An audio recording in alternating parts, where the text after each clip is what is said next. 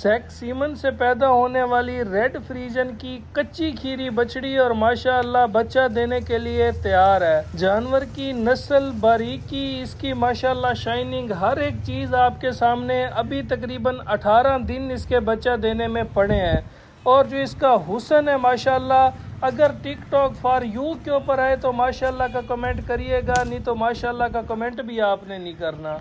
बहुत खूबसूरत नगीना है, अल्लाह इसकी ज़िंदगी रखे। ऐसे जानवर पे मैं कहता हूँ ये वो चीज़ है जिसे दादा ख़रीदेगा और पोता पिएगा।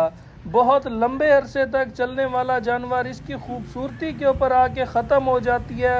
और आज जो इसका मैं मुख्तसर सा रेट करने जा रहा हूँ, 4,65,000 इसका फ़िक्स और फाइनल रेट है। जिस मेरे भाई की समझ में आए वो रब्ता करें। अभी 18 दिन निकालती है, ये नीचे से इतना बनेगी कि चलना फिरना इसके लिए मुश्किल हो जाएगा। बहुत नस्ल वाला ये जानवर है। रब्ता नंबर 0304 731 1337।